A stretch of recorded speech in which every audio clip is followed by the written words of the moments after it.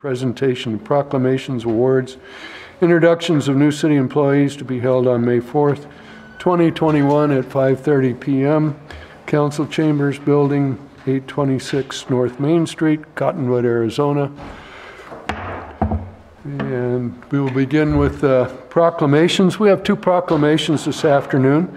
First one is for Kids Parks Day, whereas May 15th, 2021 is the 11th anniversary of Kids Park Day, organized and launched by the National Park Trust. And whereas Kids to Parks Day empowers kids and encourages families to get outdoors and to visit parks and public lands, pardon me. And whereas we should encourage children to lead more active lifestyle to combat the issues of childhood obesity, diabetes, mellitus, hypertension, hypercholesterolemia, and whereas Kids in Parks Day will broaden children's appreciation for nature and the outdoors, and whereas Kids to Parks Day will recognize the importance of recreating responsibly while enjoying benefits of the outdoors. Now, therefore, I, Vice Mayor Doug Hulse, hereby proclaim May 15, 2021 as Kids to Parks Day and urge residents of the city of Cottonwood to make time to take children into their lives to a neighborhood, state, or national park. There's no one present. Mr. Corbin? Mr. Vice Mayor, no, there's not. But during the regular session, we're going to be talking about adding a new park to our system. So we're very excited about that later in the regular session. Very good. All right. Let's see. Oops. I can get to the second proclamation. And our second proclamation this afternoon, maybe, is recognizing May 9 through 15 as National Economic Development Week. The proclamation states, whereas the International Economic Development Council is the largest professional economic development organization dedicated to serving economic developers, and whereas the Arizona Association for Economic Development is Arizona's economic development association serving economic developers and those in related fields, and whereas economic developers promote economic well-being and quality of life for their communities by creating, retaining, and expanding jobs that facilitate growth, enhance wealth, and provide a stable tax base. And whereas economic developers stimulate and incubate entrepreneurism in order to establish the next generation of new businesses, which is the hallmark of American economy. And whereas economic developers are engaged in a wide variety of settings, including rural and urban, local, state, provincial, and federal governments, private-public property partnerships, chambers of commerce, universities, and a variety of other institutions. And whereas economic developers attract and retain high-quality jobs, develop vibrant communities, and improve the quality of life in their regions, and whereas economic developers work in the city of Cottonwood within the state of Arizona. Pardon me. Now, therefore, be it resolved that I, Vice Mayor Doug Hulse, City of Cottonwood, do hereby recognize and proclaim May 9 through 15, 2021 as National Economic Development Week in the city of Cottonwood, and remind individuals of the importance of this community celebration, which supports expanding career opportunities and improving quality of life. Mr. Corbin? Thank you, Mr. Vice Mayor. Actually, we do have our Economic Development Director here, Tricia Lewis, if she wanted to come up and say hi, and that was her proclamation that she put together. I'm putting her on the spot. I don't think she was planning to do that. But ever since we hired her, you've been with us a little over a year now, right? We've been working hard on doing what we can to grow the economy and through marketing and otherwise. Yes. Good evening. Good evening. Vice Mayor and members of the council. Yes, I'm Tricia Lewis, Tourism and Economic Development Director, and thank you for the proclamation. the organization that I'm a part of that is very supportive and very proactive for economic development, Arizona Association for Economic Developers.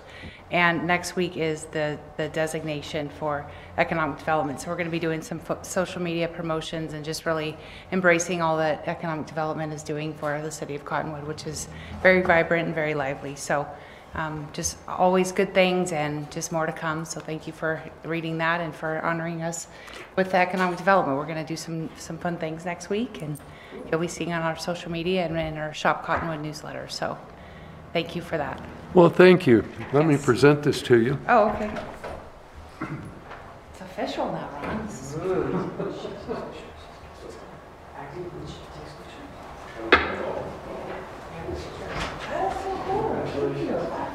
We'll get a quick picture, Mr. Vice Mayor. okay.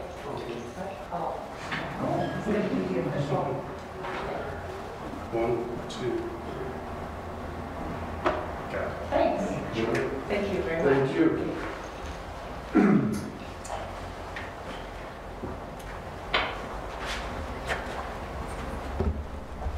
All right, the next item on the agenda this afternoon is a presentation from DARLA DEVILLE, Community Affairs Manager for APS. She's going to present information regarding APS Fire Mitigation Summer Readiness Program presentation from the local First Arizona regarding Verde grown marketing initiative. So Darla, welcome. Well, thank you. Good evening and aloha.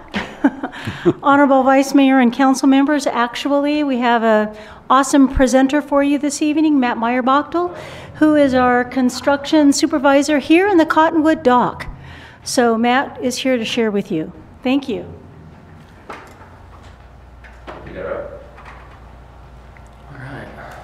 Honorable Vice Mayor and Council, thank you for this opportunity. Here today, again, as Darla said, Matt Meyer-Bachtel. I'm the Verde construction supervisor here, located in Cottonwood. And here today to talk a little bit about our preparedness for wildfire and our summer readiness program. So let's see here.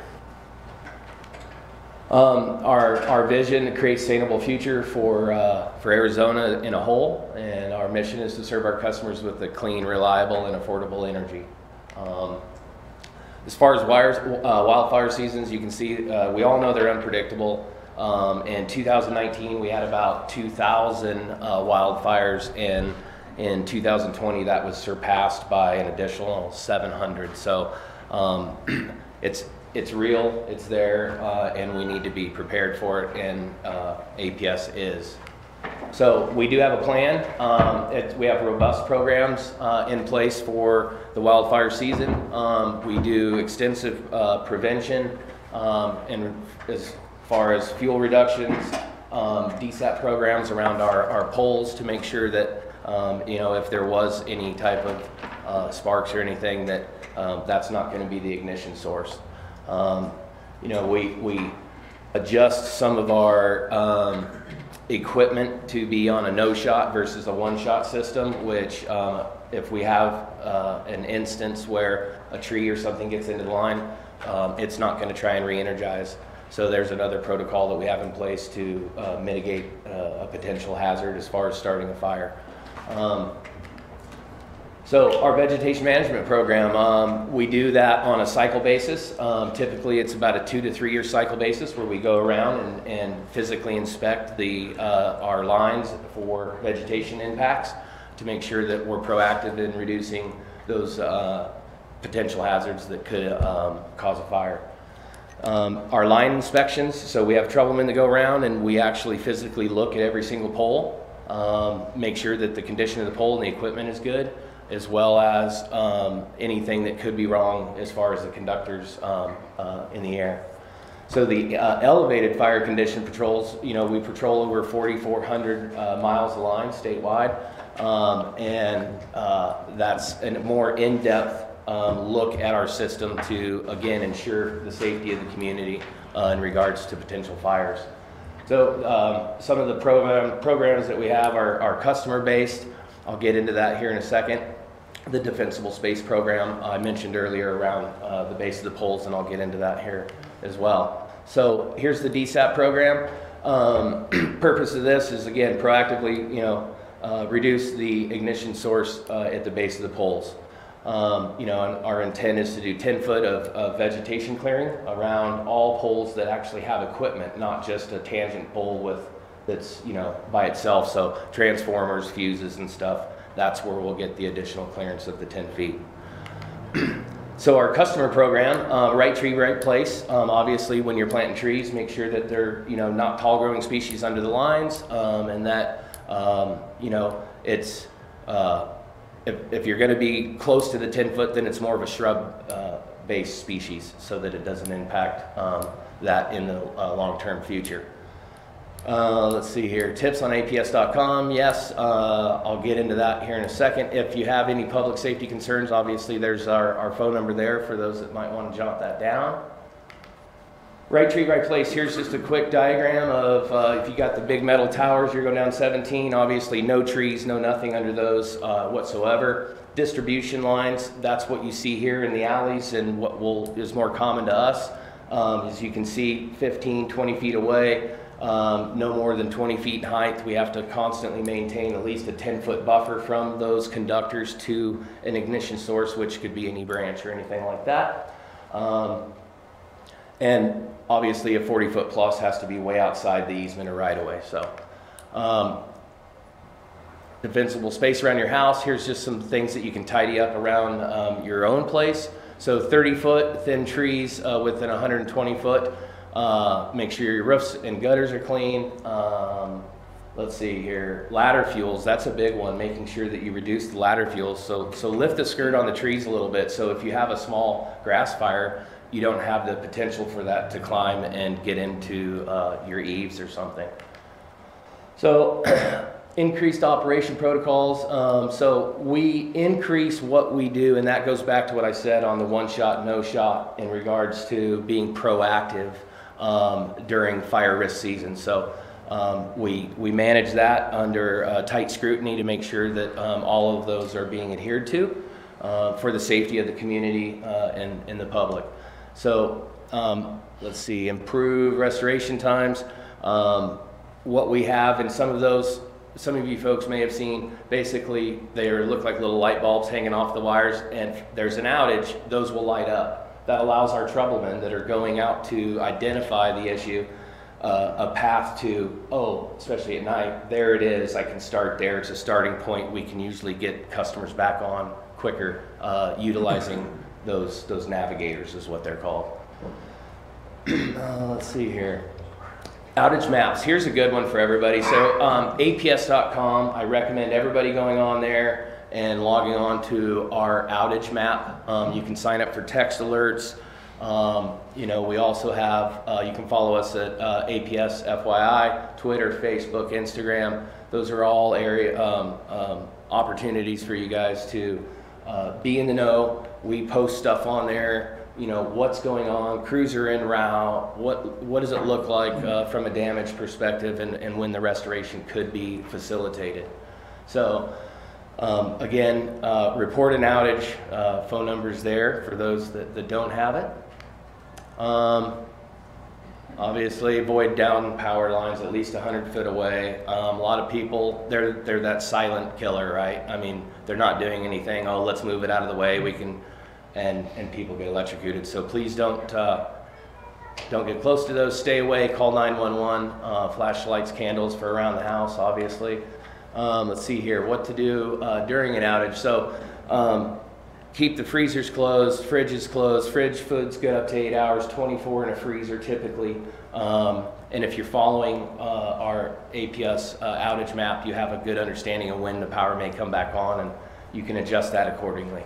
So the other one here is a very good idea in case when we bring power back on, and from a restoration perspective, if you have computers and such, and there is a spike, it's best to unplug TVs and computers and things if you don't have that on a server saver, Let's see, fire mitigation specialists. Yes, APS does have their own fire mitigation specialist team. We work directly with first responders. to identify root causes, best way to approach de-energizing power lines so those first responders are able to get in and actually work around our equipment so that there's not an opportunity for a path to ground. Smoke is conductive, so if the fire's up under our lines and it's still energized, you know, there's the charcoal in there and that can be a path down, so you have a firefighter with a tool, could be concerns there. So we work with them directly to make sure that all that's safe for first responders. And that's pretty much what APS does in a nutshell. We're out there to make it safe for you guys and try to make sure that we restore power, especially during the summer months. We recognize it's hot, and with that, I appreciate your guys' time. Is there any questions? Council? You answered it already. I was wondering what those little... Yes. So they're called navigators, and honestly, that's what happens. If there's an outage, it identifies the lack of electricity, if you will, and they come on. Those are nice. The batteries last 10 years. They're very, very cheap to replace from the battery perspective, and that's a minimum of 10. We're probably going to get a greater life out of them. So quicker way for us to restore power for the community. Mr. Vice Mayor, I just want to take a quick minute and thank APS for all their work they do in the community. You've seen our banner across Main Street. That's because of polls, because of APS, and we appreciate that. Don't forget they gave us some money to finish off the clubhouse outdoor recreation, rock area there. They put in the benches and those kinds of things. And whenever we've needed any help, they've stepped up and helped out the community. So thank you. Thank you. Much appreciated. Yes, thank you very much. Okay, next we're going to have a presentation from Local First Arizona regarding Verde Grown Marketing Initiative. Thank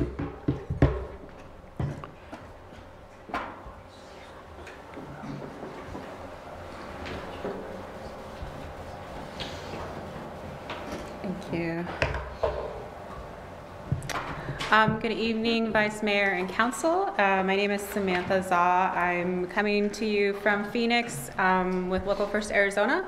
I'm the Rural Programs Manager for Food and Sustainability Initiatives. And today I just want to share a little bit about a program that Trisha's been involved with and that we're actively promoting in Cottonwood. It's called Verde Grown, and it looks like you can't see the logo there, but hopefully on the other slides it'll come through. So Verde Grown is basically a regional marketing initiative. We are in partnership with the Town of Camp Verde Economic Development Department, and we wanted to find a way to celebrate and elevate the agriculture in the Verde Valley, as well as other food, business, and fiber businesses. Sorry, food and beverage. So we have several wineries and breweries. So the way that this worked, we got together a steering committee of producers and local food advocates to really come up with a way of how do we express what our identity is as the Verde Valley, and what would we like to preserve for the future, what are our values, and what are we all about, what do we represent. And then we worked with a marketing group out of Flagstaff to do a couple of rounds of figuring out what type of brand, what logo that the group really resonated with. And so through that process, a couple months, we just completed it, and we launched the campaign earlier this month on April 7th, and it will be running through June 7th. So some of the benefits to the producers as well as food and beverage business owners. Increased exposure, it's basically a free marketing program for them. Increased opportunities for partnership by being part of the Local First network, which is over 3,000 businesses. And then we also have part of our partnership with the town is to host educational events based on feedback from those that register as Verde Grown vendors and what their needs might be in terms of business technical assistance. To the community, we market it across the state as well, so it serves as a agritourism tool for folks to come and experience Verde Valley food and wine and other things. Other food business attractions, creating more resilience in the food system so you don't have to, go elsewhere should there be other shocks similar to COVID and people got really interested in their local food. and of course, increasing access to healthy foods. So this is what the steering committee came out with. What they really resonated with first and foremost was stewardship of the Verde River, since so much of the agriculture in the area is entwined with the Verde River and draws from that as the water source.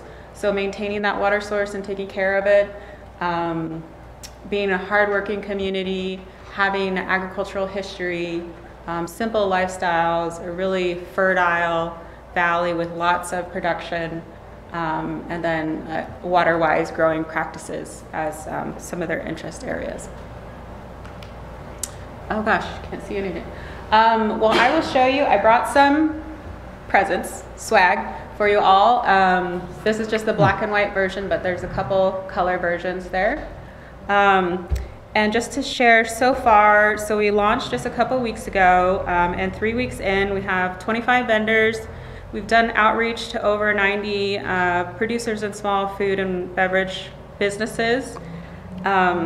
If marketing numbers mean anything to you, for our social media ads, our reach is over 28,000, and our impressions are over 54,000. And we, through various newsletters, we've pushed out a full newsletter about Verde Grown to over 49,000 people statewide. So we have a couple different things that we've printed, some insulated grocery bags, paper bags, stickers, canvas totes, and then we're working with the Verde Valley Farmers Market to also put our branding on their Farmers Market banner. And so this is some ways that a local business could use some of the branding. If they wanted to print stickers and put it on their products, or if they have bags that they want to print with their branding on it, to also add the Verde Grown brand to it. So how can you support Verde Grown? So part of the process is we did a full inventory of Verde Valley food producers that would qualify as being part of the food system. And so we have a directory at goodfoodfinder.com/Verde Valley. Some other ways, some ideas, proclamation for Eat Local Day or Week, similar to the economic development one that was just passed. Adding this information to your city website or maybe on your email signature. If you have bulletins, I know I've shared with Trisha the newsletters that we sent out so that she could share it with the community. Of course, the promotional items if you have any events coming up. I'd also be happy to come in person to share information at public events if there's any that you'd recommend. And then connecting them to your tourism initiatives as well. If you're a producer, you can go to goodfoodfinder.com. The shorter version is just verdegrown.com. This is a little bit of an older slide. So simplified, verdegrown.com. Similarly, you can print out stickers, add logo to your banners, or just throw it up on social media and say, hey, we're part of this program, #Verde Grown, check it out, and it will guide people back to our Verde Grown landing page where you can see all of the businesses that are registered vendors. And just for community members to utilize the directory, if you're looking for a local baker, or you guys don't need a directory for wineries and breweries because those are everywhere here, but if you're looking for like a CSA box, you know, you can go on there and find a provider for that. And then follow, share Good Food Finder AZ and Local First AZ. That's where our ads will be posted for Verde Grown throughout the summer. And that's all I have for you. And I'd be happy to take any questions. Thank you. Council, any questions? I have seen the website, and it's very nice, very well done, and lots of vendors on there. Yeah. So far we have 25. We're actively doing outreach. I got here a little early and was able to hit about 5 businesses just on the main street to talk to them about it as well. So. Mr. Vice Mayor, if I can just add, another Cottonwood supporter, Local First, has been with us for years in Cottonwood, whether it be Liza or Right. the bosses that be great supporter of rural Arizona. So I want to thank them for taking the time to be up here and supporting us. Absolutely. Yes. Very nice, and we're glad to have you as a supporter. Thank you so much. Yeah. Is it okay to share some of those with you all now? Yes, ma'am. Okay, perfect.